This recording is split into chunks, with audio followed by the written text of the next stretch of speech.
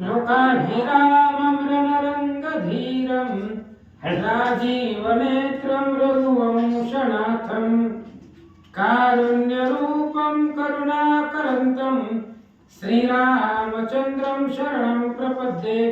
आता जैसा ऐसी तैसी नमो तुझ श्रीरामराया, तुझे कृपे रघुवर्या स्तुती वरावया सामर्थ्य। जेने पंढरी सारिखाची आपुला धामणगाव केला, वैकुंठधीपती विठ्ठल सखा स्वयरा जोडियेला। जो का भूतळवटी भक्त विरक्त विख्यात हा बोधला, त्या श्री संत मानकोजी चरणी साष्टांग मी घातला। आता जैसा ऐसी तैसी नमो तुझ श्रीरामराया, तुझे कृपे रघुवर्या स्तुती वदावया सामर्थ्य। वचन ऐका कमळापती, माझी रंकाची विनंती। कर जोडितो कथे काळी, आपण असावे जवळी। पुंडलिक वरधारी विठ्ठल श्री ज्ञानदेव तुकाराम पंढरीनाथ भगवान की जय। श्री नवनाथ महाराज की जय। अवधूत चिंतन श्री गुरुदेव दत्त वासुदेव हरी। श्री गणेशाय नमः, श्री गुरुभ्ये नमः, श्री पांडुरंगाय नमः, श्री गुरुदेवताय नमः, श्री माता पितृभ्याय नमः। ओम नमो हेरंबमूर्ती वक्रतुंडा गण गजपती, विद्यावर्ण कळा संपत्ती, भक्त संकट वारी गजानना। आज श्री संकल्पपूर्ती श्रीराम मंदिर बार्शी या ठिकाणी श्रावण महिन्याच्या पर्व काळावरती आज आपण नवनाथ ग्रंथ प्रारंभ करीत आहोत। पंचकृषी मधील किंवा इथे परिसरातील सर्व भाविक भक्तांनी या नवनाथ कथेसाठी, कारण नवनाथांची भक्ती केल्यानंतर लगेच येणारे नाथ आहेत ते ऐसा याचा आहे मार्ग। चमत्कार करून पाहावा चांग, नवनाथ ओढवणी अंग। कार्य तुमचे करतील की, एक हाक मारले बरोबर येणारे असणारे नाथ आहेत। आणि त्या असणाऱ्या नाथांचं चरित्र या राम मंदिरामध्ये आपण आजपासून प्रारंभ केलेला आहे, सुरुवात केलेली आहे। त्यामुळे श्रवणासाठी ऐकण्यासाठी सर्वांनी मोठ्या संख्येनं या भगवान श्रीरामचंद्राच्या मंदिरामध्ये परिसरामध्ये उपस्थित राहायचंय।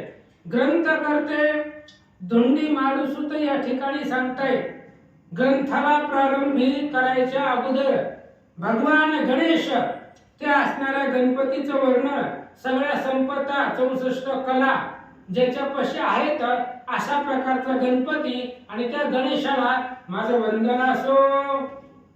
सदैव धवला श्वेत पद्मा, विद्याभूषित कला संपन्न धामा, तुझा वंदितो पाद पद्मा ग्रंथाक्षरा बोलवी। आणि ग्रंथकर्त्यांनी सांगितलं, हे असणाऱ्या गणपती भगवान परमात्मा सगळ्या कला संपन्न तुम्ही आहात।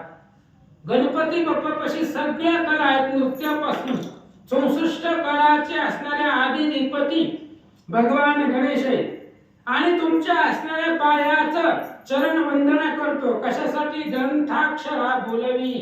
ह्या ग्रंथामधले जी काही अक्षर आहे, वाघ देवते आहे, त्या वाघ देवताला बुद्धीला चालना द्या आणि ग्रंथातली अक्षर चालवण्यासाठी किंवा कवित्व प्रगट करण्यासाठी तेवढी शक्ती बुद्धी तुमच्या कृपेने मिळू द्या।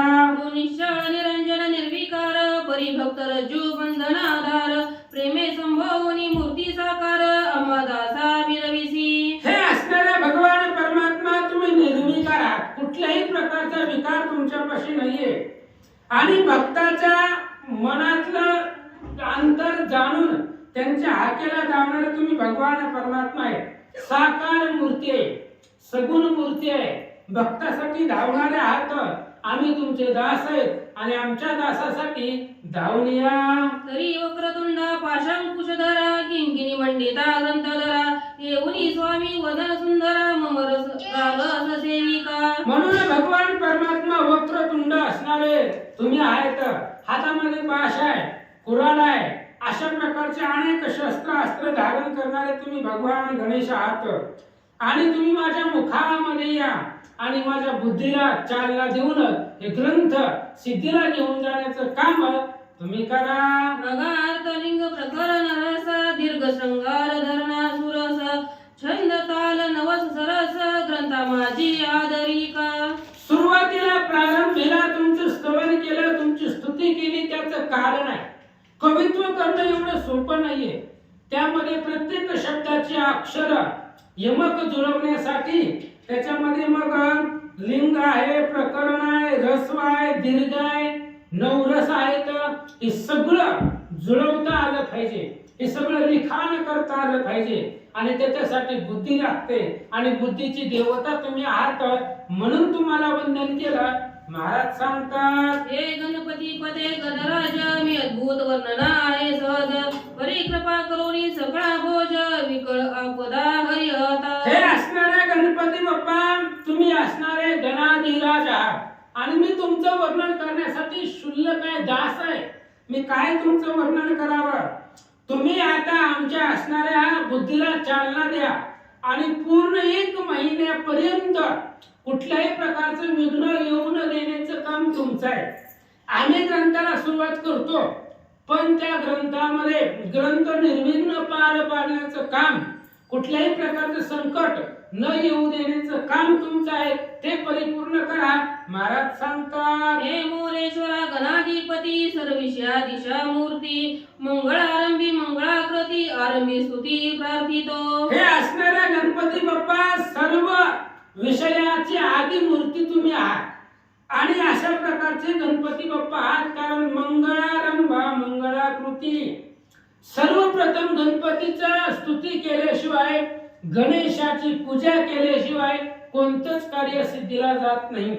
पहा, अनेक ग्रंथ आहेत आपल्या असणाऱ्या हे असणार वाङ्मयामध्ये आणि प्रत्येक ग्रंथामध्ये प्रत्येक ग्रंथकर्त्यांनी पहिल्यांदा गणपतीचं स्तवन केलेलं आहे.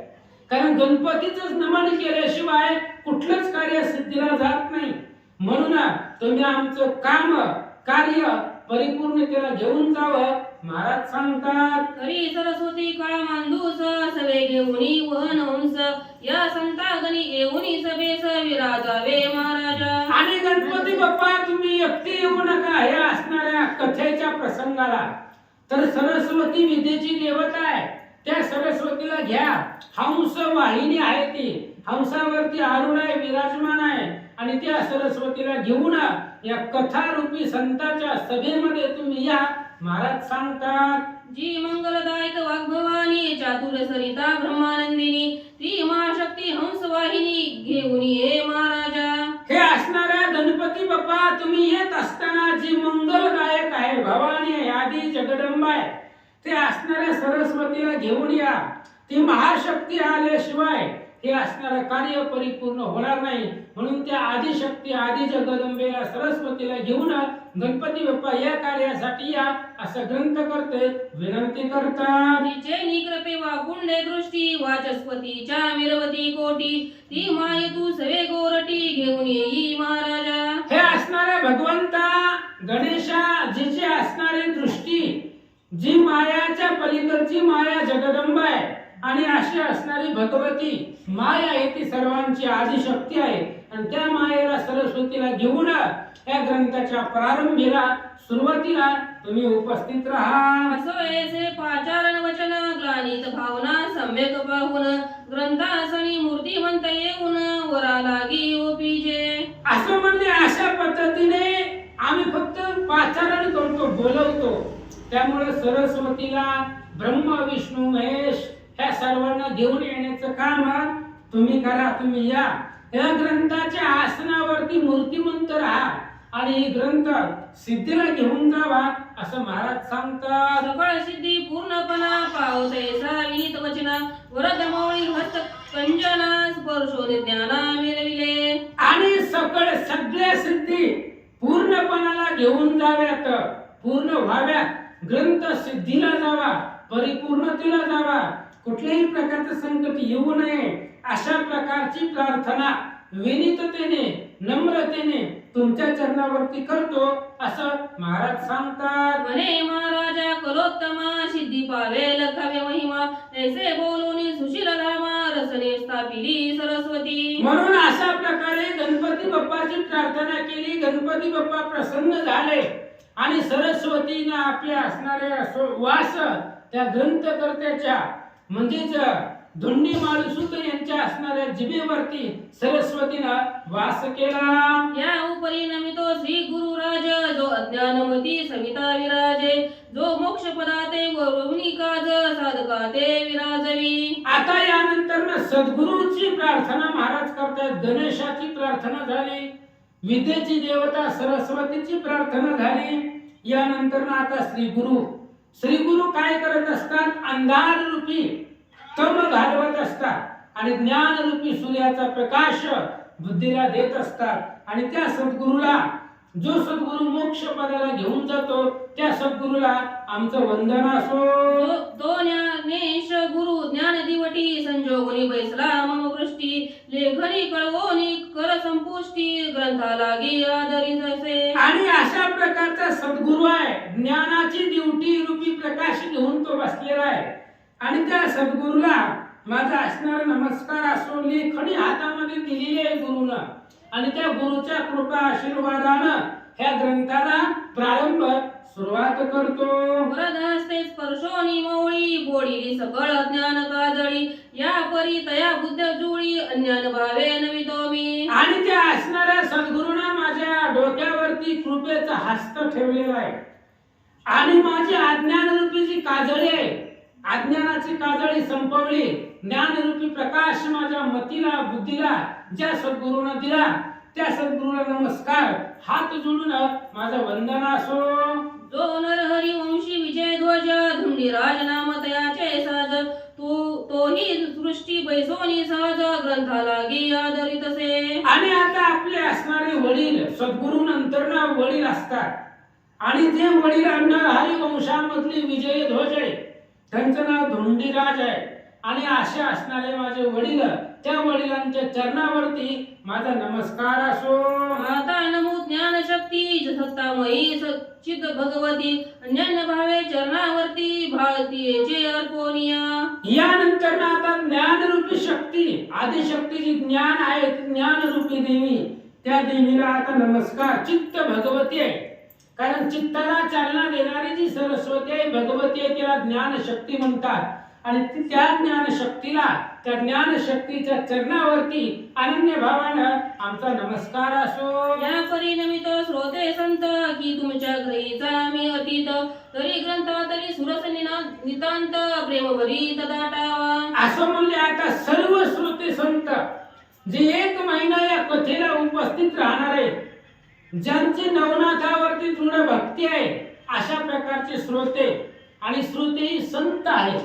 श्रोते तुम्ही महेशाची या मूर्ती आणि मी दुबळी अर्चित असे भक्ती बोल जरी गंगावती तरी स्वीकाराल की. अशा प्रकारे संत रूपी तुम्ही श्रोते आहे आणि तुमच्या घरचा मी अतिथ आहे. म्हणून या असणाऱ्या कथेला या, अवधान द्या आणि कथेवरचं प्रेम या असणाऱ्या कथेवरती दाखवा. येऊन बसा. महाराज सांगतात, अहो प्राज्ञिक संत श्रोती प्रत्यक्ष तुम्ही महेश मूर्ती तुम्हा वर्णावया भूत शक्ती मद माझी केवी मिरवेल. ग्रंथकर्त्यांनी सांगितलं, श्रोते तुम्ही महेशाची या मूर्ती. अहो तुम्ही प्राज्ञिक संत श्रोती आहात आणि तुम्ही महादेवाच्या मूर्ती आहात. कारण ऐकण्यामध्ये महादेवची तत्पर आहे, श्रवण भक्ती महादेवाने केली, त्यामुळे तुम्ही सगळे महादेवाच्या मूर्ती आहेत आणि तुमचं वर्णन करायला तेवढी शक्ती माझ्यापाशी नाहीये. महाराज सांगतात, परिधन्य तुम्ही भक्ती वाडे स्वीकारिता बोल गोबळे जड बाळा उभोनी कोडे जगा माझी मिरविता. अहो तुम्ही संत आहात, श्रोते आहात, तुमचं वर्णन करायची ताकद माझ्यापाशी नाही, पण तुमच्यापाशी भक्ती रूपी प्रेम आहे, भक्तीचा साठा आहे. आणि भक्तीचा साठा असल्यामुळं कसं तरी मी गायलं किंवा सांगितलं. बोबडे बोल आहेत माझे आणि ती बोबडे बोल जसं लेकरानं काही जरी बडबड केली तरी ती आईला गोड लागते, वडिलांना गोड लागते. तशा पद्धतीने मी बोबडे जरी बोलत असलो बोलताना जरी शब्द तुटत असले तरी सुद्धा तुम्ही महेशाची मूर्ती आई वडिलांसारखं सांभाळून घ्या. महाराज सांगतात की पहा जैसे कांचमन्यास सोमकांत नाव ठेविले त्यास तेनेची शब्दे लाज सोमास वरवुनी बुंदा डाळी तसे. उदाहरण दिलं ग्रंथकर्त्यांनी. काच मणी आहे, साधा असणारा काचाचा मणी असावा, पांढरा शुभ्र, आणि त्या मण्याला सोमकांत नाव ठेवलं गेलं तरी सुद्धा ते असणारा काचच मणी आहे, पण नाव त्याचं सोमकांत आहे. मग त्या काय सोमकांताच्या नावाच्या मण्याला लाज वाटण्यासारखं काहीच नाहीये. तशा पद्धतीने तुम्ही सर्व असणारे श्रोते आहात आणि उदार अंतकरणानं जे काही बोलल ते सर्व शब्दांचा स्वीकार करा. देवी तुमचा शरणागत नरहरी मालू धुंडी सूत तस्मात महंत श्रोते संत कर सरते अपनांतरी. तशा पद्धतीने मी तुमचा शरणागत आहे आणि नरहरी वंशामधले धुंडीराज आहेत, त्या धुंडीराजाचा मी मुलगा आहे आणि त्यांच्या असणाऱ्या सर्वांच्या कृपा आशीर्वादानं या असणाऱ्या ग्रंथाला प्रारंभ सुरुवात करतो. या परिपूर्वी कथा सारमृत ग्रंथ वदविला तुम्ही श्रद्धायुक्त आताही ओपुनी वरदहस्त भक्ती सार वदावा. आणि तुमच्या कृपा आशीर्वादानं यापूर्वी सुद्धा मी अनेक कथासार नावाचा ग्रंथ केलेला आहे. पाठीमागे अनेक संतांची चरित्र मी सांगितलेले ग्रंथ लिहिलेले, ते तुमच्या कृपा आशीर्वादानं परिपूर्ण झाले. आता सुद्धा हा जो ग्रंथ आहे भक्तिसार, हा ग्रंथ तुम्ही तुमच्या कृपेनं परिपूर्ण करा. हे संत झाले जगत विख्यात तयांचे महात्म्य वदिले समस्त वरी सारासार कथा त्यात उरल्या सती महाराजा.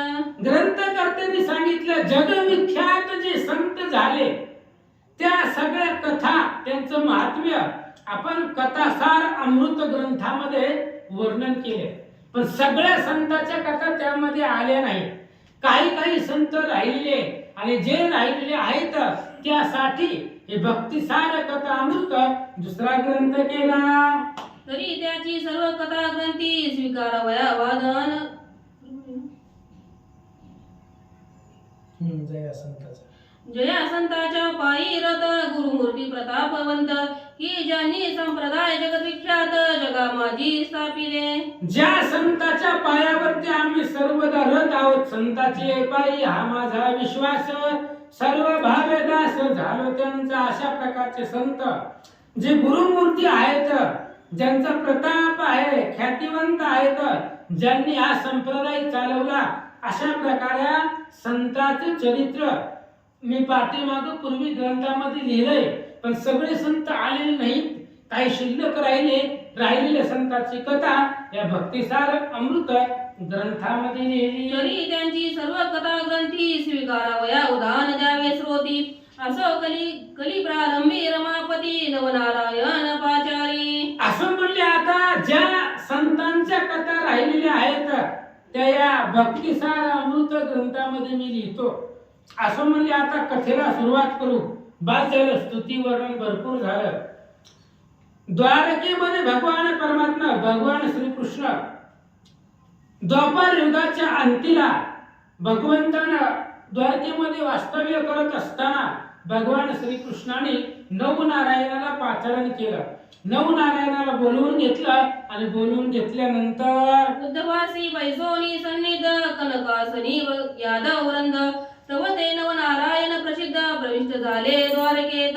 भगवान श्रीकृष्णांची सभा द्वारकेमध्ये बसलेली आहे. उद्धव अक्रूर सोबतीला आहेत.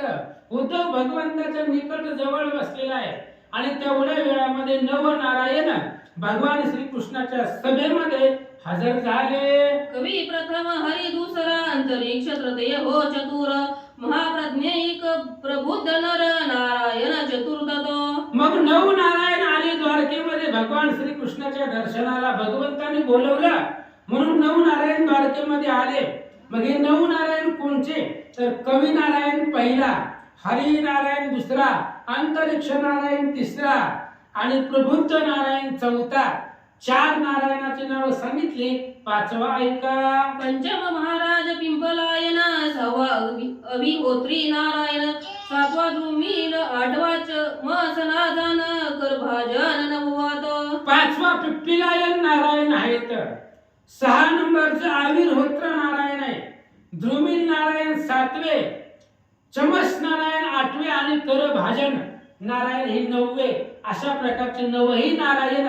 नारायण म्हणजे भगवान श्री विष्णूचे स्वरूप येते आणि हे 9ही नारायण भगवान श्रीकृष्णाच्या समोर द्वारकेमध्ये उपस्थित झाले. ऐसे नव नारायण महाराज द्वारकेत पातले सहजासहज रमापतीचे पाचारण चोज दृश्य झाले धवळारी. अशा प्रकारचे 9ही नारायण सहज द्वारकेमध्ये आले. आल्यानंतर भगवान श्रीकृष्णानं बोलवले. कृष्ण म्हणजेच विष्णू आहे. लक्ष्मीचा पती असणारा जो विष्णू आहे तोच रामायण, तोच कृष्ण आहे. आणि त्या रामापतीनं म्हणजेच कृष्णानं बोलवले, त्यांनी पाचारण केले.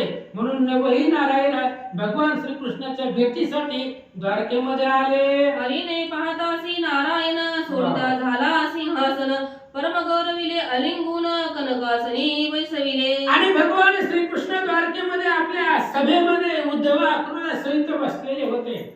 नवनारायण भगवंतानं समोर पाहिले. भगवंतानं आपलं आसन सोडलं. आपलं आसन सोडलं, उठले आणि त्या नवनारायणच्या स्वागतासाठी भगवंत सामोरे गेले. सकल वैभव भूषणाकार मेळवोनी सकळ अर्चा संभार सरिता झाला सब रिकर षोडोपचारे पूजसे. मग आता 9ही नारायणाचा गौरव भगवंताने केलेला आहे. कारण भगवंताला कमी नाही. जिथं लक्ष्मीचा वास आहे तिथं असणारी संपत्तीची कमी नाहीये. अनेक प्रकारच्या अलंकाराने, वस्त्र अलंकाराने 9ही नारायणाची पूजा भगवान श्रीकृष्णाने केली. त्यामुळे नवनारायणाला आनंद वाटला. हरीचा गौरव पाहोनी बोलते झाले नारायण कवन अर्थी पाचारण आम्हासी केले श्रीरंगा. भगवान श्रीकृष्णाने त्यांचा गौरव केला, मान सन्मान केली, त्यांची पूजा केली. नवनारायणाला आनंद वाटला. वा, काय पूजा केली आपली, भगवंतानं पूजा करावी. प्रसन्न झाले नवनारायण. आणि 9ही नारायणाने कृष्णाला विचारलं, भगवंता कशासाठी बोलवले, काय कारण आहे, कोणतं निमित्त आहे, कशासाठी आम्हाला पाचारण केलं, द्वारकेमध्ये बोलवलं, त्याचं कारण सांगा. हरी म्हणे श्री महाराजा की मनिका मे वेदला माझ्या कलित अवतार घेणे ओजा तुम्ही आम्ही चलावे. भगवान श्रीकृष्णाने नवनारायणाला सांगितलं, म्हणले आता चला, बस झालं म्हणले वैकुंठामध्ये बसायचं, चला आता कलियुग आहे.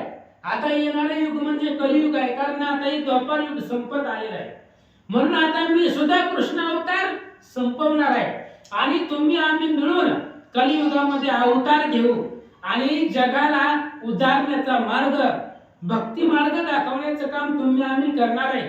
म्हणून तुम्ही आम्ही मिळून सगळेच या कलियुगामध्ये अवतार घेऊ असं भगवान श्रीकृष्ण नवनारायणाला बोलतात. जैसे समुच्चय एकमेळी राजहंस जाती उदी जळी तेवी तुम्ही कृपा कल्लोळी अवतार दीक्षा मिरवावी. आणि भगवान श्रीकृष्णाने सांगितलं, उन्हाच्या वेळेमध्ये जसं सगळ्या हंसाचा मेळा पाण्याच्या समूहामध्ये किंवा तलावाच्या समूहाच्या जवळ, तलावाच्या जवळ हंसाचा समूह जातो, तशा पद्धतीने तुम्ही नवनाथांचा, नवनारायणांचा समूह घेऊन या कलियुगामध्ये अवतार घ्या.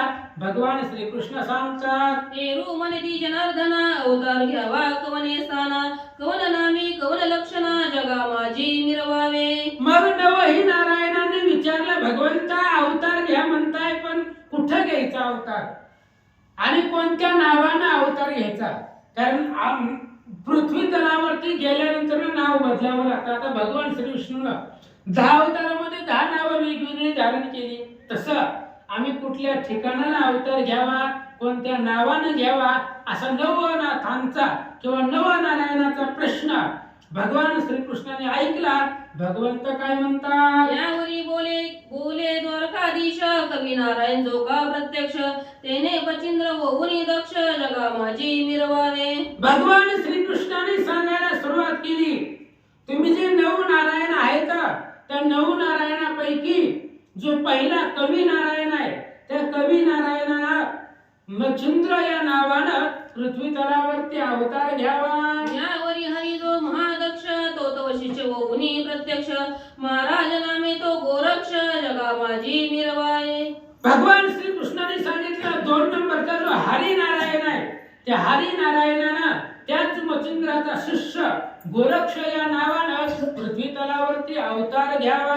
या परी अंतरिक्ष नारायण नाम तो जालिंधर निर्विजय प्रकाम तयाचा शिष्य भक्ती द्रुम प्रवृद्ध नामे कानिफा. यानंतर 3 नंबरचे जे नारायण आहेत अंतरिक्ष नारायण, त्या अंतरिक्ष नारायणानं जालिंधर नावानं पृथ्वी तलावरती अवतार घ्यावा आणि त्याच जालिंधर नाथांचा शिष्य म्हणून प्रबुद्ध नारायणाने कानिफनाथ या नावानं पृथ्वी तलावरती अवतरित व्हावा. या परी पंचम पिंपलायन प्रकाप निर्विजय जगी जलपट नाम अविहोत्री जो योग मुद्रा निर्विजय जगी नामे नागेश. यानंतर 5वे जे नारायण आहेत ते असणारे 5वे पिप्पिलायन नारायण. त्या पिप्पिलायनानं चलपटी नावानं पृथ्वी तलावरती अवतार घ्यावा. पुन्हा 6 नंबरचे आविर्होत्र नारायण आहे आणि त्या आविर्होत्र नारायणानं सर्पिणीच्या कोटी सिद्ध नागनाथ या नावानं पृथ्वी तलावरती अवतरित व्हावा. या परी द्रुमिल अति समर्थ जगी निर्विजय भरतनाथ आणि चमस नारायण जगी विख्यात रेवल नामे मिरविजय. यानंतर द्रुमिल नारायण जे आहेत त्या द्रुमिल नारायणानं भरतरीनाथ म्हणून पृथ्वी तलावरती अवतार घ्यावा. पुन्हा चमस नारायण आहे आणि त्या चमस नारायणानं रेवा नदीच्या पात्रामध्ये रेवणनाथ म्हणून अवतार घेऊन त्यांनी कार्य करावं. अशा प्रकारचे 8 नारायण झाले. 9व्या नारायणाला काय सांगतात ऐका.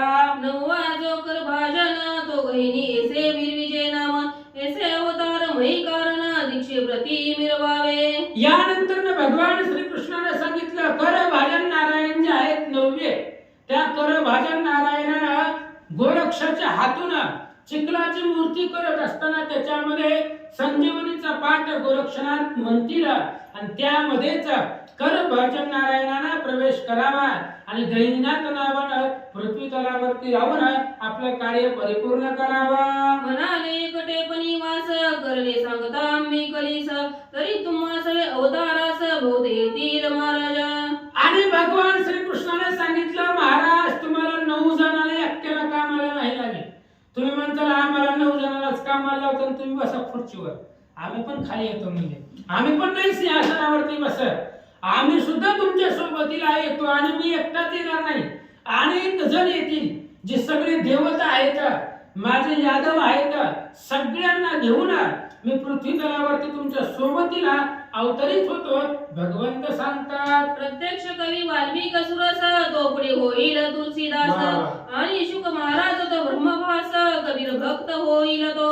आणि भगवान श्रीकृष्णाने सांगायला सुरुवात केली. ज्यांनी रामायणाचा ग्रंथ केला अशा प्रकारचे वाल्मिक ऋषी ज्यांचे गुरु नारद आहेत, नारद शिष्य वाल्मिक ऋषी, ते कलियुगामध्ये तुलसीदास होतील. आणि त्यानंतर पुढे शुक महाराज जे आहेत व्यासांचे सुपुत्र शुक, आगाध विरक्त पुत्र जे शुक आहेत ते शुक म्हणजेच पुढे असणारे कबीर नावाचे भक्त होतील असं भगवंत सांगतात. या परी जो व्यास मुनी तो जयदेव होईल महाज्ञानी आणि उद्धव माझा प्राणाहुनी आवडता होईल नामा तो. भगवान श्रीकृष्णाने सांगितलं 9 नारायणा तुम्ही एकटेच नाही म्हणले सगळेच तुमच्या सोबतीला देतो. यानंतर व्यास महाराज जे आहेत 18 पुराणाचे करते ते व्यास महाराज जयदेव म्हणून अवतार घेतील आणि भक्ती विजयमध्ये 2रा अध्याय जयदेवांचे चरित्र आहे अफाट आहे. ज्या चोराने जयदेवाचा हातपाय तोडलं होतं त्या चोरांचा उद्धार करणारे हे जयदेव व्यास महाराजांचे अवतार आहे. जयदेव व्यास नावाने अवतार घेतील आणि माझा उद्धव जो आहे आता माझ्या सोबतीला बसलेला तो उद्धव मला प्राणापेक्षा आवडतो तसंच त्यानं अवतार घेतल्यानंतर सुद्धा माझा अतिशय जवळचा लाडका भक्त नामदेव संत नामदेव या नावानं ते अवतरित होतील. आणि भक्ती प्रौढी जांबुवंत तो नरहरी होईल आणि तांत प्रत्यक्ष तो बलराम भ्राता पुंडलिक होईल तो. आणि भक्ती प्रौढी असणारा जांबुवंत भगवान श्रीरामाच्या प्रत्येक अवतारामध्ये आहे. वामन अवतारापासून सुरुवातीला आहे जांबुवंत काका. वामन अवतारामध्ये भगवान वामना सोबत होते. राम अवतारामध्ये जांबुवंत नावाने होते. कृष्ण अवतारामध्ये कृष्णाबरोबर युद्ध खेळलेले होते आणि आता या कलियुगामध्ये सुद्धा जांबुवंत म्हणजेच नरहरी सोनार हे सुद्धा जांबुवंत नाव जांबुवंत म्हणजेच नरहरी सोनार कलियुगामधले संत होतील. माझा भाऊ असणारा बळीराम दादा, तो बळीराम दादा म्हणजे कोण? पुंडलिक भक्त. ज्या पुंडलिकानं भगवंताला 28 युग उभा केलं असा असणारा पुंडलिक म्हणजेच माझा भाऊ आहे बळीराम दादा. तोच कलियुगामध्ये पुंडलिक होईल असं भगवान श्रीकृष्ण सांगतात. मी हे प्रत्यक्ष जन्मोन ज्ञानदेव नामे मिळवीन आणि धवलदारी जो पंचानन निवृत्तीनाथ होईल की. भगवान श्रीकृष्णाने सांगितलं मी सुद्धा तुमच्या सोबतीला येतो. नऊ नारायणांना सांगताय तुम्ही याला एकट्याला नाही पाठवत. तुमच्या नऊ नाथांसोबत आम्ही सगळेजण येणार आहे. शेवटी मी सुद्धा जन्म घेतो तुमच्या सोबतीला. आणि ज्ञानेश म्हणजे ज्ञानेश्वर ज्ञानियांचा राजा किंवा ज्ञानाचा ईश्वर म्हणून मला ओळखतील. आणि माझ्या सोबत महादेव सुद्धा येतील. आणि तो महादेव म्हणजेच निवृत्तीनाथांचा अवतार ते घेतील असं भगवंत सांगतात. आणि सत्यनाथ चतुराननाद नामी मिरवील सोपान जी योग माया मानस मोहन मुक्ताबाई विराजेल. आणि सत्यलोकीचा नाथ जो चतुरानंद ब्रह्मदेव आहे, ब्रह्म सोपान तो झाला. ब्रह्मदेव जे आहे ते सोपान महाराज होतील. आणि ही असणारी आमची लक्ष्मी जी आहे आदिशक्ती मुक्ताबाई होईल. अशा प्रकारे आम्ही 14 जण पृथ्वी तलावरती तुमच्या सोबतीला अवतार घेऊ असं भगवान श्रीकृष्ण नवनारायणांना सांगू लागले. या परी प्राज्ञिक हनुमंत तो रामदास होईल महाभक्त आणि तुमच्या दासी माते रमत जनी जनात होईल की. म्हणून यासाठी हनुमान जो आहे, हनुमान सुद्धा प्रत्येक अवतारामध्ये माझ्या सोबतीला येईल. म्हणून कलियुगामध्ये रामदास म्हणून जो अवतार घेणार आहे तो हनुमान रामदासाचा अवतार घेणार आहे. आणि कुब्जा सुद्धा प्रत्येक अवतारामध्ये भगवंताच्या सोबतीला आहे. राम अवतारामध्ये मंथरा होती. ती मंथरा रामाला बघितली केर रामाच्या अंगावर टाकायची. रामचंद्राने तिला शाप दिला. 8 ठिकाणी वाकडी होती. आणि ती असणारी कुब्जा कृष्ण अवतारामध्ये 8 ठिकाणी वाकडी झाली. मथुरेमध्ये तिची भेट झाली. आणि तीच कुब्जा कलियुगामध्ये गंगाखेडमध्ये संत जनाबाई या नावाने ती पृथ्वी तलावरती गंगाखेड परिसरामध्ये जन्माला येतील अवतार घेतील भगवान श्रीकृष्ण सांगतात. असो ऐसे समुच्चय करून कलित वाढवावे भक्ती महात्म्य ज्ञान मग अशक्य म्हणून नारायण पुढे बोलते प्रश्नाते. असं म्हणले अशा पद्धतीने सगळे समुच्चयाने घेऊ. एकट्याने नाही घ्यायचं. एकट्यानं होत नाही. कोणतंच कार्य एका माणसाला होत नाही. मनोनी मेळ जमविला नव्या एकल्याचा खेळ मनोनी मेळ जमविला. देव लोकांनी सांगितले एकट्याला जमत नाही. आपल्याला जमते का? म्हणून लोक गोळा करायला लागतात. एकट्यानं कोणतंच कार्य पार पाडत नाही, परिपूर्ण होत नाही. देवाने सांगितलं तुम्ही आम्ही मिळून अवतार घेऊ पृथ्वी तलावरती भक्ती मार्ग जनाला दाखवू. अशा पद्धतीने सगळे समुच्चयाने अवतार घेण्यासाठी तयार झाले. त्यावेळेस नवनारायण भगवंताला काय म्हणतात? म्हणती महाराजा सर्वज्ञ मूर्ती आम्हा सांगता जन्मस्थिती वरी कवन स्थानी केऊ ते युक्ती व्यक्त होणे ते सांगा. आणि नवनारायणाने विचारलं भगवंताला, भगवंता तुम्ही अवतार घ्यायला सांगताय पण आता कुठल्या ठिकाणी घ्यायचं ती सांगा. तुम्ही नावं सांगितली. कवी नारायणानं मच्छिंद्र व्हावं, हरी नारायणानं गोरक्ष व्हावं, चमस नारायणानं रेवणनाथ व्हावं, अविरहोत्र नारायणाने नागनाथ व्हावं, तर भाजनाने गैनीनाथ व्हावं. नावं सांगितली पण कुठल्या जागेवरती कुठल्या ठिकाणावरती जन्म घ्यावा तेवढं सांगा.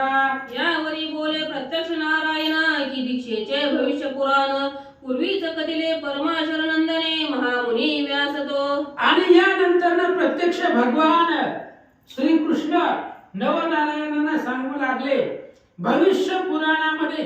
कारण 18 पुराण व्यासांनी लिहिलेली आहे. पराशर नंदन म्हणजे पराशर ऋषींचे सुपुत्र व्यास. त्या व्यास महाराजांनी भविष्य पुराणामध्ये अगोदरच हे असणाऱ्या नवनाथांनी कुठं अवतार घ्यावं ते लिहून ठेवलंय. तेच सांगतो ऐका. आगापूर्वी 88 सहस्र ऋषी निर्माण झाले विविध वीर्यासी, ते वीर्य चुकोनी ठाया ठायासी अपाप काही उरले असे. ऐका म्हणले नवनारायणानो, तुम्ही कुठं अवतार घ्यायचा ते सांगतो ऐका. पूर्वी ब्रह्मदेवापासून 88,000 ऋषीश्वर निर्माण झाले. 88 सहस्त्र ऋषी ब्रह्मदेवापासून निर्माण झाले आणि त्यामध्येच ब्रह्मदेवाचं असणारे वीर्य काही ठिकाणी तसंच राहिलेलं आहे. त्यांना जीवदशा प्राप्त झालेली नाहीये असं सांगतात. ते जीव दशे वांचोनी सत्य महाराजान पावे उदय, तरी ते ठाई ठाई केहुते वीर्य त्याचे ठाय ऐकावे. ऐका म्हणले ब्रह्मदेवाचं असणारे वीर्य अनेक प्रत्येक ठिकाणी 88 पासून 88,000 ऋषी निर्माण झाले, पण काही ठिकाणी जीवदशा त्यांना प्राप्त झालेली नाही. मग ती ब्रह्मदेवाचं असणारे वीर्य कुठं कोणत्या ठिकाणाला आहे ती जागा तुम्हाला सांगतो. उपरिचर वसु यांनी असता विरगळले उर्वशी पाता, ते शरस्तंभी दोन्ही द्रवता आदळता झाले त्रिभाग. आणि पूर्वी उपरिचर नावाचे वसू आहेत. अष्टवसू महापैकी उपरिचर वसू जे मच्छिंद्रनाथाचे वडील संबोधले जातात. आणि त्या उपरिचर वसूंनी उर्वशीला पाहिल्यानंतर ना त्यांचं असणारं वीरस्खलन झालं. ते एका खांबावरती पडलं आणि खांबाला आदळल्यापासून त्याचे 3 भाग झाले. यमुनी ते वीर्य बिंदू द्रोणाकांठी पडिता झाले त्रिभाग शेवटी, 2 भाग द्रोणा पोटी एक जळी पडिले. आणि यमुनेच्या पाण्यामध्ये ते असणाऱ्या द्रोणा काठामध्ये ते असणारा उपरिचर वसूंचं वीर्य बंधू तिथं पडलं गेलं. तिथून त्याचे 2 भाग झाले. ते 2 भाग द्रोणामध्ये पडले गेले आणि 1 भाग पाण्यात पडला. असो पण द्रोणात जो भाग पडिला तो तत्काळ द्रोणा कुपी जन्मला, परी जळात तो भाग पडिला जो ग्रासीला मत्स्येने. असं म्हणले जो द्रोण पात्रामध्ये जो काय असणारा उपरिचर वसूंचं वीर्य पडलेलं आहे त्याच्यापासून द्रोणकुपी म्हणजे द्रोणाचार्यांचा जन्म झाला. आणि तिथून पुढे एक पाण्यामध्ये पडलेला होता आणि ती पाण्यातलं जे काय असणारा वीर्य बिंदू आहे ते असणारे एका माशानं गिळून घेतला. तरी ते मत्स्यधरी वीर्य नारायण प्रत्यक्ष आहे, परी जीव दशेविन गर्भवंशोदय होत नाही महाराजा. आणि ते असणाऱ्या पाण्यामध्ये पडलेला जो काय असणारा वीर्य आहे ते एका माशानं गिळलेला आहे. आणि त्या असणाऱ्या माशाच्या पोटामध्ये तिथं नारायणाने अवतार घ्यायचा आहे, पण त्याच्यामध्ये जीवदशा नाही म्हणून त्या असणाऱ्या माशाच्या पोटामध्ये अजून गर्भ वाढला नाही. तरी प्राज्ञिक कवी नारायण तेने मत्स्यधरी जन्म घेण, मच्छिंद्र येथे जगात नामाने मिरवावे महाराजा. म्हणून आता काय करायचं, त्या माशाच्या पोटामध्ये कवी नारायणाने अवतार घ्यायचा आणि त्या माशाच्या पोटामधून त्यांचा जन्म झाल्यानंतर ना पृथ्वी तलावरती आल्यावर मच्छिंद्र हे नाव त्यांच्या देहाला ठेवावं. भगवान श्रीकृष्ण अवताराचे नियोजन नवनाथांना सांगतात. या परी शिव कामावरी कोपोन तृतीय नेत्राचा काढोनी अग्न, महा स्मर केला भस्मतेना ऐसे ग्रंथ बोलती. असं म्हणले. अशा पद्धतीने आता मच्छिंद्रनाथांचा जन्म कुठे घ्यायचा तर यमुना नदीच्या पाण्यामध्ये एक मासा आहे. त्या माशाच्या पोटामध्ये उपरिचर वसूंचे वीर्य आहे आणि त्या उपरिचर वसूपासून मच्छिंद्रनाथाचा जन्म त्या पाण्यातल्या माशाच्या पोटामध्ये होईल. यानंतर महादेव कामावरती रागाला, काम म्हणजे मदन, ते असणाऱ्या मदनालाच काम म्हणतात आणि त्या मदनावरती भगवान महादेवजी रागवले आणि आपला 3रा डोळा उघडला आणि 3ऱ्या डोळ्यानं त्या असणाऱ्या कामाला, मदनाला भगवंताने दहन केलं. परी तो काम द्विमूर्धनी बैसला हे वीर्य प्राशन करोनी, तरी दयाचे जठरी अंतरिक्ष जाओनी जालिंदर नामे मिरविला. मग तो काम जो आहे, तो मदन जो आहे, तो मदन कुठे लपलेला आहे तर तो अग्नीमध्ये जाऊन लपलेला आहे.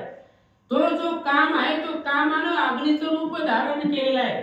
म्हणून हे असणाऱ्या पुढच्या नारायणानं, द्वितीय असणाऱ्या अंतरिक्ष नारायणानं बृहद्रथ राजाचा यज्ञ आहे आणि त्या यज्ञामध्ये अग्नीमधून अंतरिक्ष नारायणाने तिथं जन्म घ्यावा आणि अग्नीमधून जन्म झाल्यानंतर ना त्यांचं नाव जालिंदर असेल असं भगवान श्रीकृष्ण सांगू लागले. या परी कुरुवंशी जन्मे जये नाग क्षत्रिय आव्हान केले आहे. तया वंशी महान पाहे भद्रत्र राणा वेळवेला. असं म्हणले. यानंतर ना कुरुवंशामध्ये म्हणजे कौरव काळामध्ये कौरव वंशामध्ये अर्जुनाचा कौरव पांडवांच्या वंशामध्ये अर्जुनाचा मुलगा अभिमन्यू आहे. अभिमन्यूचा मुलगा परीक्षित आहे. परीक्षितीचा मुलगा जन्मेजय राजा आहे. आणि त्या जन्मेजय राजानं सर्पसत्र केलेलं होतं. का तर परीक्षिती साप चावून मेलेला होता. त्याच्यासाठी सर्पसत्र जन्मेजय राजाने केलं आपल्या वडिलांचा बदला घेण्यासाठी. आणि त्या सर्पसत्रामध्ये सगळ्या नागाला आमंत्रण केलं. तो महिलागी करील हवन तेव्हा गर्भ सांडील द्विबुर्धन यज्ञ कुंडी दीप्यमान जालिंदरे जन्मावे. आणि तो असणारा बृहद्रथ नावाचा जो राजा आहे तो राजा सर्पसत्रासाठी हवन करील, यज्ञ करील. आणि त्या यज्ञामध्ये जो काम आहे तो काम तो असणाऱ्या यज्ञामध्ये आपलं वीर्य सोडेल आणि त्या यज्ञामधून अग्नीमधून अंतरिक्ष नारायणानं जन्म घ्यावा आणि जन्म घेतल्यानंतर जालिंदर नातं ठेवावा. या परी ब्रह्मवीर्य सहस्रेंशी ऋषी निर्मिले सहस्र 88 तेव्हा वीर रेवते श्रासी रेवी माझी पडिले. यानंतर पूर्वी ब्रह्मदेवापासून 88,000 ऋषीश्वर निर्माण झाले. आणि ते निर्माण होत असताना ब्रह्मदेवाचं वीर्य रेवा नदीच्या पात्रामध्ये पडलं गेलं. ते महीचे परमकुशी वीर्य हे रेवा दिरासी तेथे व्यापोनी जीव दशेसी देहा लागी विरवावे. आणि पृथ्वी तलावरती रेवा नदी आहे. त्या रेवा नदीच्या किनाऱ्यावरती गवतामध्ये असणारे ब्रह्मदेवाचं वीर्य तिथं पडलेलं आहे. आणि त्या असणाऱ्या त्या ठिकाणी चमस नारायणानं अवतार घ्यावा. तो महाराजा चमस नारायण रेवन सिद्धी मिरविजे नामाने रेवा रेवते झाला जन्म म्हणून नामे ते तयाचे. आणि त्या असणाऱ्या रेवा नदीच्या किनाऱ्यावरती ब्रह्मदेवाचं वीर्य आहे. तिथं चमस नारायणानं तिथं अवतार घ्यावा, जन्म घ्यावा. आणि रेवा नदीच्या किनाऱ्यावरती किंवा रेवा नदीच्या पात्रामध्ये ज्याचा जन्म झाला म्हणून त्यांना रेवनाथ नाव ठेवतील किंवा पडेल असं भगवंत सांगतात. तेची वेळी आणि करेत सर्पिनी मोडी अकस्मात पडता प्राशिले तिने मस्त भक्ष म्हणून जानपा. आणि त्याच वेळेला ब्रह्मदेव 88,000 ऋषींचं निर्माण करत असताना एक वीर्य सर्पिणीच्या मस्तकावरती पडलं. आणि तिने ते प्राशन केल्यामुळं त्या सर्पिणीच्या पोटामध्ये आविर्होत्र नारायणानं जन्म घ्यावा. ते जन्मे जया ते नाग तंत्र नाग आहुती विप्रदेत ते वेळी अस्तिके निश्चिंत सर्पिणे ते लपविले. असं म्हणले. अशा पद्धतीने जन्मेजयाच्या नाग सत्रामध्ये कारण जन्मेजय राजानं सर्पसत्र केलेलं होतं. आणि त्या सर्पसत्रामध्ये ही सर्पिणी जाऊ नये म्हणून आस्तिक ऋषींनी त्या असणाऱ्या सापाचं संरक्षण केलं.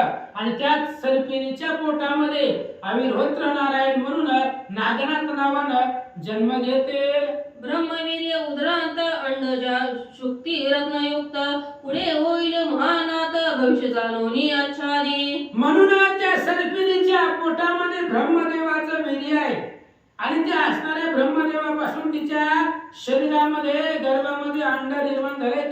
त्याच्यामधून एक महानाथ नागनाथ पुढे वट सिद्ध नागनाथ होतील अशा प्रकारचं भविष्य भगवंत सांगतात. महातरुच्या पोखरी तक्षक माझ्या पद्मिनी नारी ठेविता प्राज्ञिक ऋषीश्वरी नवमास लोटिले. आणि त्या मोठ्या वडाच्या झाडाच्या पोखरीमध्ये ते असणारी सर्पिणी पद्मिनी तिचं नाव होतं. ते असणाऱ्या सर्पिणी पद्मिनीनं तिने वडाच्या पोखरामध्ये 9 महिन्यापर्यंत आपला असणारा गर्भ तिथं सांभाळला गेला. त्या वडाच्या पोखरीमध्ये ठेवला गेला असं महाराज सांगतात. असो त्या अंडजा शुक्ती कायुक्त जीवदशा सकळ होऊनी मुक्त तरी अविरोत्र नारायण तेत संचारी जय महाराजा. म्हणून ते असणारं जे काय अंड आहे ती सर्पिणी त्या वडाच्या पोखरीमध्ये अंड ठेवून गेलेली आहे. आणि त्या असणाऱ्या जीवदशा त्याच्यामध्ये नाही. म्हणून तुम्ही अविर्होत्र नारायण त्या अंड्यामध्ये प्रवेश करा आणि त्या सर्पिणीच्या पोटामधून जन्म घ्या असं भगवंत सांगतात. वीर्य अंडज पात्र सांडोनी गेली आहेत तक्षनंदिनी, तो वडाच्या पोखरास्थानी अद्यापि आहे महाराजा. आणि ती जी काही सर्पिणी आहे, पद्मिनी नावाची सर्पिणी आहे, ती सर्पिणी ती वडाच्या पोखरामध्ये आपलं असणारं अंड तिथं सोडून निघून गेली. आणि ती असणारी निघून गेल्यानंतर ना ते अंड तिथेच आहे.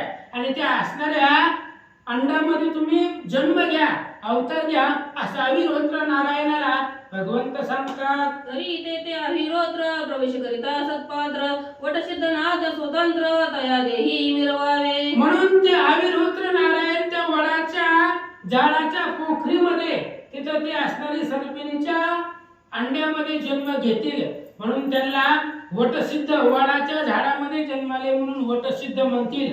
आणि सर्पिणीच्या पोटी जन्मले म्हणून नागनाथ म्हणतील. आणि वटसिद्ध नागनाथ या नावानं पृथ्वी तलावरती प्रख्यात अवतरित होतील. या परी मित्रनेत मंत्र संपत्ती कृपे कुरवाळी लमचित्र ज्योती, ती वरद हस्ताची उकरडा विभूती साचोकार विरवेल. आणि यानंतर ना पुढं असंच मच्छिंद्रनाथांचा जन्म झाल्यानंतर ना मच्छिंद्रनाथ भिक्षेला जातील. भिक्षेला गेल्यानंतर ना सरस्वती नावाची गृहिणी, आणि ती सरस्वतीला एक विभूती मच्छिंद्रनाथ देतील. आणि ती सरस्वती लोकांच्या सांगण्यावरनं, शेजाऱ्यांच्या सांगण्यावरनं ती विभूती उकिरड्यामध्ये सोडून देतील. पण मच्छिंद्रनाथ विभूती देत असताना त्याच्यावरती मित्रवीर्य म्हणजे सूर्यवीर्य, सूर्यदेवाला आकर्षून सूर्यवीर्याचा मंत्र त्या भस्मावरती टाकून ते भस्म त्या सरस्वतीला देतील. ती सरस्वती ती भस्म उकिरड्यात टाकून देईल. आणि उकिरड्यात टाकल्यानंतर तिथं गोरक्षनाथ म्हणजे हरिनारायणानं अवतार घ्यावा. ते मंत्र प्रतापे सूर्यवीर्य सविता राज सांडिता होय, परी ते भविष्य कारणे उकरड्यामय वरद भस्म विरवेल. मच्छिंद्रनाथ त्या सरस्वतीला भस्म देताना सूर्य मंत्राचा मंत्र म्हणतील. आणि सूर्यवीर्याचा मंत्र म्हणून ते भस्म तिला देतील. त्यामुळे सूर्यवीर्यापासून हरिनारायणाचा अवतार त्या उकिरड्यामध्ये म्हणजे गोरक्षणामध्ये, गाईचं शेण वगैरे जिथं टाकलं जातं त्या गोरक्षणामध्ये, गाईच्या शेणामध्ये ज्याचा जन्म होईल तो हरिनारायण म्हणून गोरक्षणात नाव ठेवावं.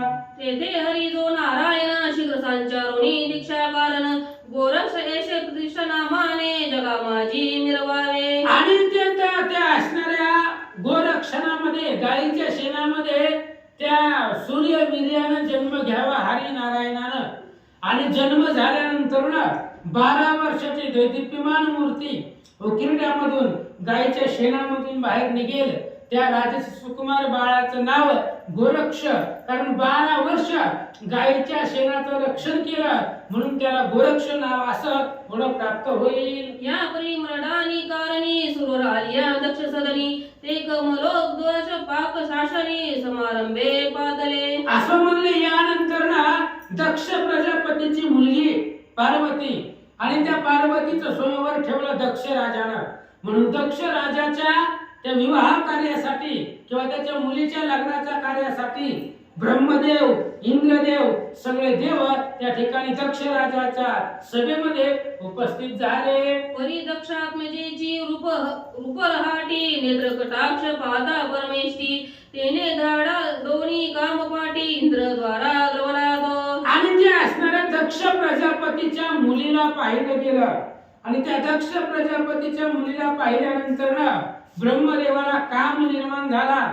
आणि ब्रह्मदेवाच्या इंद्रियामधून ते असणाऱ्या कामरूपी रेत बाहेर पडला. परी तो चतुर्नाननी बैसला होता सभास्थानी, कामद्रवता इंद्रवदनी परमचित्ती लाजला तो. आणि ब्रह्मदेव त्या दक्ष प्रजापतीच्या सभेमध्ये बसलेले होते. पुन्हा नवरी म्हणून पार्वती होती, दक्ष प्रजापतीची मुलगी होती, अतिशय सुंदर होती. आणि त्या मुलीला पाहून ब्रह्मदेवाचा काम इंद्रिय सोडून बाहेर पडला.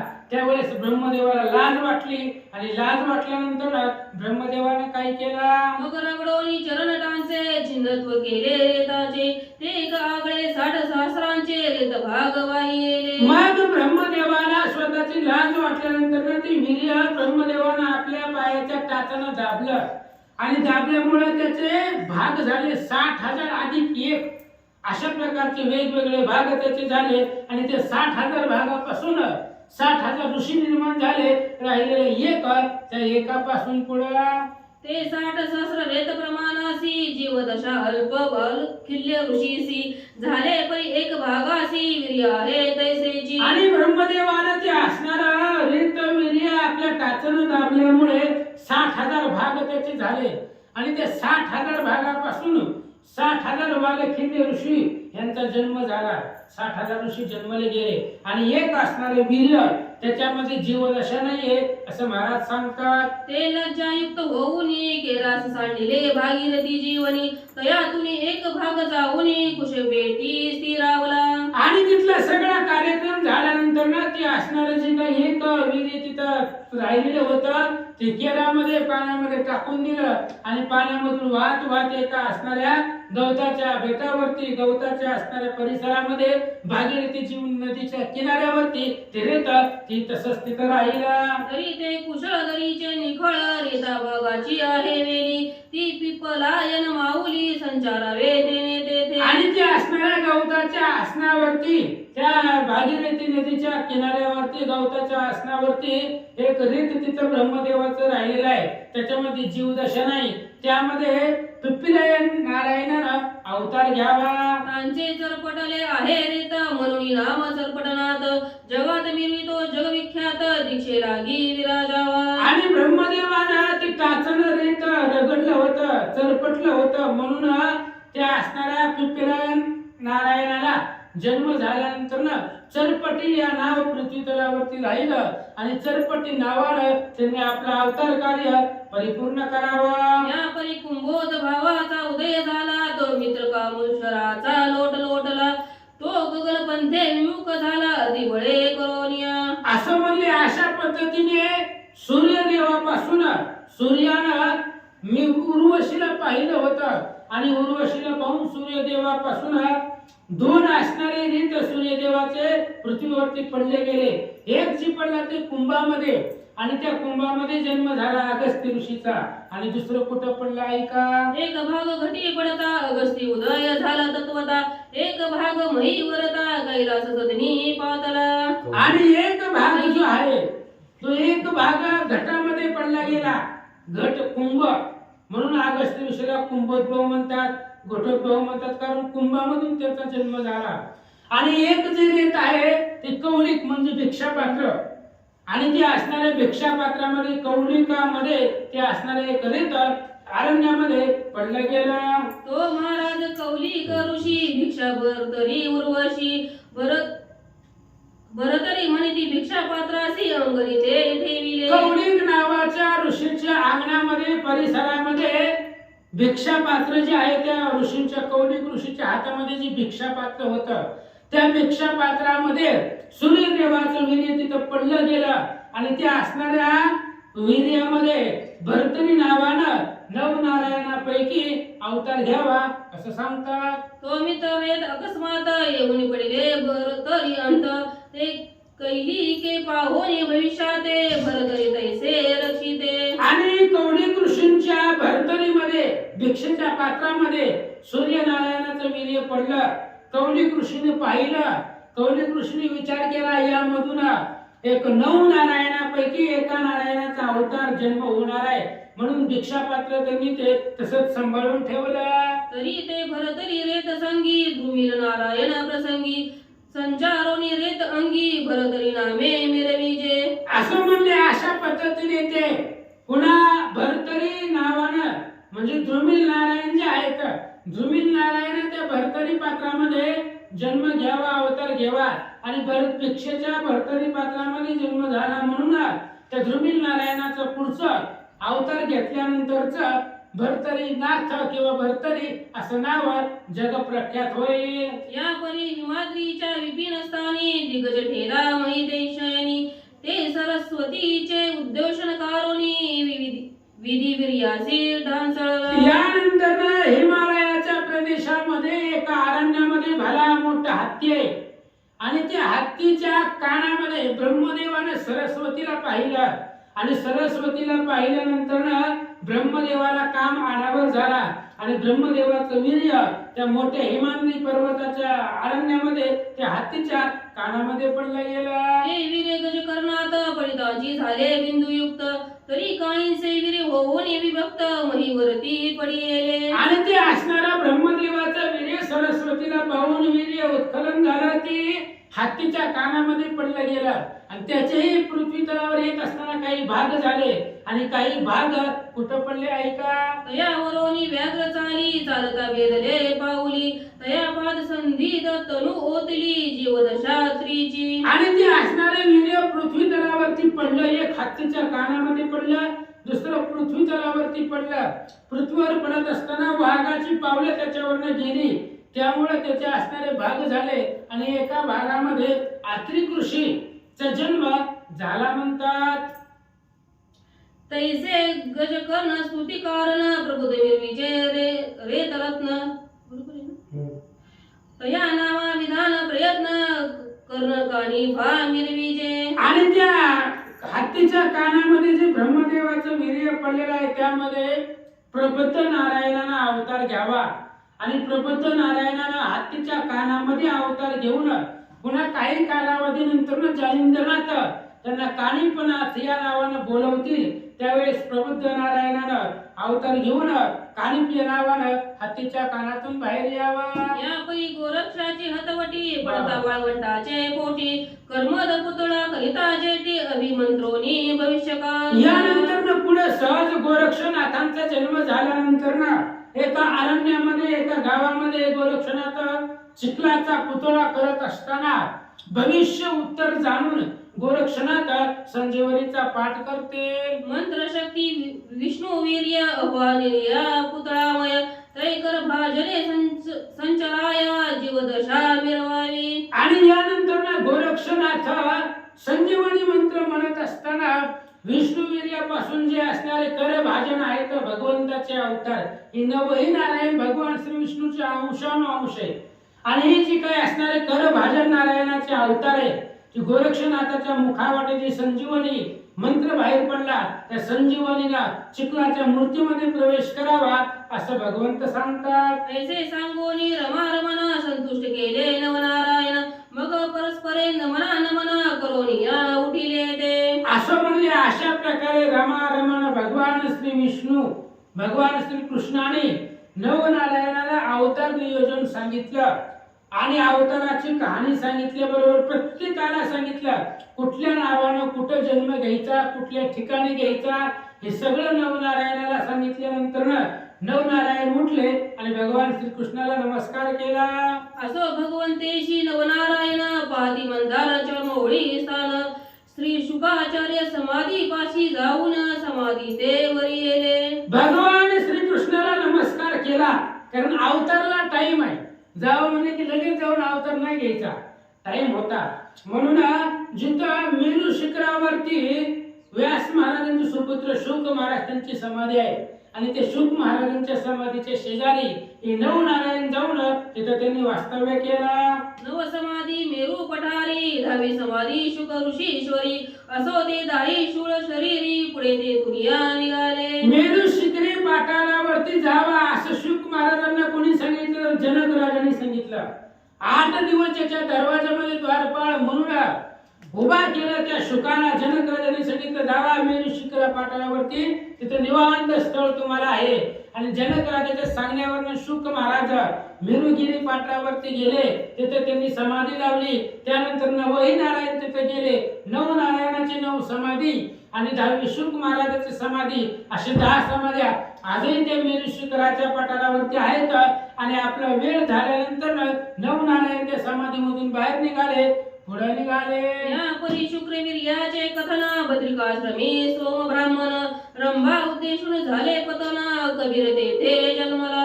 असं म्हणजे अशा पद्धतीने शुक्रवीर्याचं कथन सांगितलं. बद्रिकाश्रमामध्ये रंभेला पाहून निर्माण झाला आणि ते असणाऱ्या शुक महाराजांचा पुढचा अवतार म्हणजेच भगवान श्रीकृष्णाने सांगितल्या पद्धतीने कुबेर महाराजांचा जन्म त्या ठिकाणी झाला. ही कथा भक्ती कथामृतात वदिली आहे जगन्नाथ.